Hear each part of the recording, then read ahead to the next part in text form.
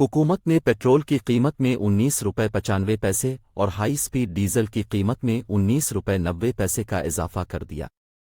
Petrol کی قیمت 19 روپے 95 پیسے اضافے سے 272 روپے 95 پیسے ہو گئی، جبکہ ڈیزل کی قیمت 19 روپے 90 پیسے اضافے سے نئی قیمت 273 روپے 40 پیسے ہو گئی۔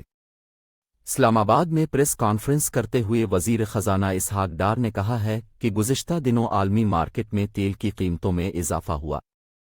اسحاق ڈار نے کہا کہ وزیر اعظم نے کہا ہے کہ عوام کے لیے جو بہتر ہو سکتا ہے وہ کرنا چاہیے۔ ہماری IMF کے ساتھ پیٹرولیم لیوی سے متعلق کمٹمنٹ۔ وزیر خزانہ کا کہنا ہے کہ ملکی مفاد کو دیکھتے ہوئے کم سے کم قیمت بڑھائی جا رہی ہے۔ پیٹرولیم مصنوعات کی نئی قیمتوں کا اطلاق فوری طور پر ہوگا۔ پیٹرول قیمت ڈیزل وزیر خزانہ ملک مفاد